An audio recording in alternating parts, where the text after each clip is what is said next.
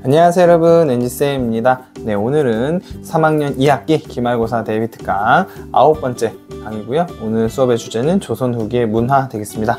네, 앞으로 2강 남았고요. 이제 열심히 달려볼 수 있도록 하겠습니다. 자, 우선 조선 후기에 들어서 새롭게 등장한 학문의 경향에 대해서 한번 살펴볼 수 있도록 하겠습니다. 자, 우선 우리가 조선 전기 시기에는요, 조선 전기의 학문은 대부분이 성리학 중심이었습니다.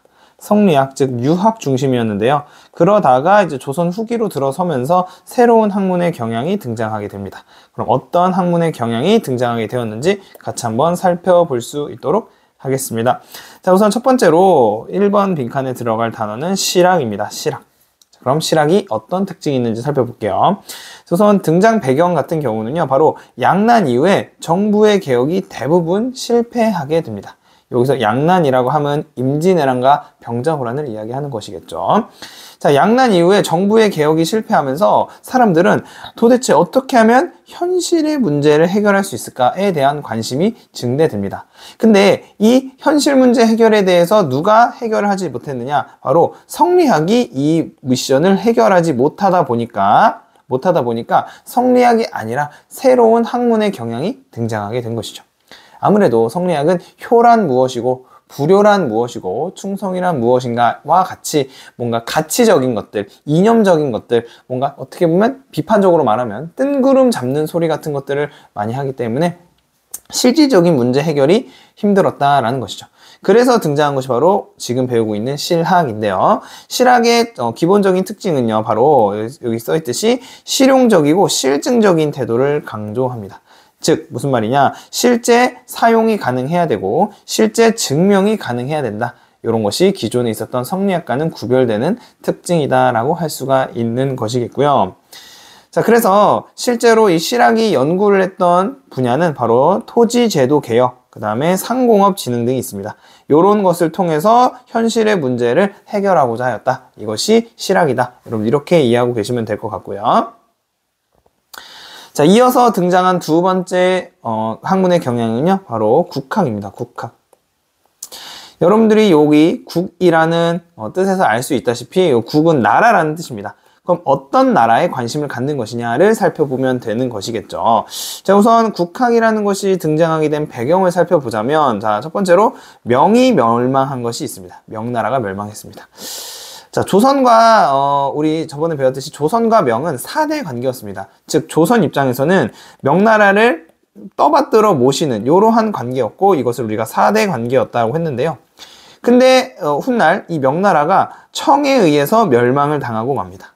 근데 조선 입장에서는 이 청나라가 오랑캐였다는 거죠. 그러다 보니까 아버지처럼 모시던 명나라가 사라지고 별로 마음에 들어 하지 않는 청나라가 중국을 제패하다 보니까 이 조선 입장에서도 이제 떠받들어 모시던 명나라 대신 이제 청나라가 아니라 우리 조선의 것을 연구해야겠다라는 그런 필요성이 대두되게 됩니다. 자, 그러면서 결국 중국 중심의 세계관에서 벗어나고자 하는 움직임이 넓어지면서 등장한 것이 바로 국학이다. 즉 여기서 나라라는 것은 어떤 나라를 뜻하는 것이겠어요? 그렇죠? 바로 조선, 즉 우리의 것에 관심을 가져보자. 왜?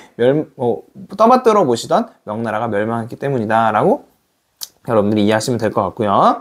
그렇기 때문에 학문의 경향은 자연스럽게 우리의 역사와 우리의 지리, 역사와 지리를 연구하는 것으로 흘러가게 되었다. 이렇게 보시면 되겠고요. 자, 그럼 역사와 지리 측면에서 어떠한 국학의 사례가 있는지 한번 살펴보겠습니다. 자, 우선 유두공이 쓴 바로 발해고라는 역사책이 있는데요. 자, 발해고는 말 그대로 발해에 대해서 쓴 책이겠죠. 그럼 발해가 우리나라 역사라고 했을까요? 중국의 역사라고 했을까요? 그렇죠. 바로 발해는 우리 민족의 역사다. 우리 민족의 역사라는 것을 강조했겠죠. 왜? 국학이니까. 그렇죠? 여기까지 여러분들 이해되실 것 같고요. 다음으로는 김정호의 대동여지도가 있습니다. 대동여지도. 이것도 중국을 그린 지도일까요? 우리 한반도를 그린 지도일까요? 당연히 한반도를 그린 지도겠죠. 왜? 국학이니까.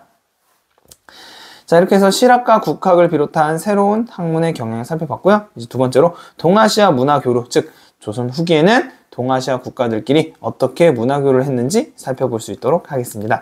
자, 우선 조선과 청을 어떻게 조선과 청이 어떻게 문화교류를 했는가를 보자면 바로 사신단 또는 사절단을 통해서 교류를 합니다. 그랬을 때 이 사절단의 이름을 어떻게 지었냐면요. 바로 당시 청나라의 수도였던 연경, 지금으로 따지면 베이징인데요. 연경으로 가는 사절단이라고 해서 우리가 이거를 한자로 뭐라고 표현하냐면요. 바로 연행사다라고 표현합니다. 연행사. 즉 연경, 청나라의 수도인 연경으로 가는 사절단이다라고 이야기를 할 수가 있습니다. 그래서 이러한 사절단을 통해서 문화교류가 이루어졌고요. 그 다음에 조선과 일본 같은 경우에는 바로 에도 막부의 요청에 의해서 일본에 파견된 사절단이 있습니다. 그것이 바로 여러분들 아시다시피 통신사라고 하고요. 이 통신사와 같은 경우는 뭐 SKT, LG U+ 이런 것이 아니라 믿음, 신뢰를 서로 통하게 하는 사절단이다. 왜? 전쟁 이후에 서로 어떤 신뢰성을 잃어버렸기 때문에 임진을 한 이후에 에도 막부의 요청으로 인해서 일본에 파견이 된 사절단이다, 사신단이다 라고 여러분들이 통신사를 이해해 주시면 될 것 같습니다. 자, 이제 마지막으로 조선 후기에 등장한 서민 문화에 대해서 살펴보고 넘어가도록 하겠습니다. 자, 우선 뜻을 보시면 서민 문화라고 나와 있는데요. 즉 여기서 서민이란 것은 일반 백성들을 뜻합니다. 즉 일반 백성들의 문화가 발달하게 되었다라는 것인데, 자, 조선 전기 문화의 중심엔 누가 있었냐면요. 온리 양반층들만 있었습니다.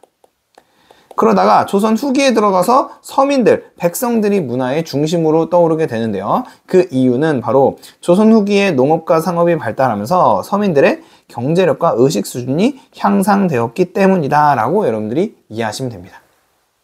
즉 조선 전기에는 먹고 사는데 힘들었어요. 먹고 사는 게 힘들어서 문화와 같은 것을 향유할 그러한 능력도 없고 여유도 없었습니다. 근데 조선 후기에 경제력이 발전하고 이제 먹고 살 수 있겠다 싶으니까 이제 다른 데에 눈을 돌리면서 문화 생활도 하고 그러다 보니까 서민 문화도 발전하게 되었다. 여러분들 이렇게 이해하고 계시면 될 것 같고요. 자, 대표적인 서민 문화로는 한글 소설과 민화가 있다. 이 정도로 보시고 그 옆에 있는 설명은 여러분들이 스스로 읽어보셔도 충분히 이해하실 수 있을 것 같습니다. 네, 28차시 조선 후기의 문화 수업 여기까지 마무리하겠고요. 이제 마지막 한 강이 남았습니다. 여러분들 마지막까지 화이팅 하시고요. 오늘 수업은 여기까지 하도록 하겠습니다. 여러분들 안녕.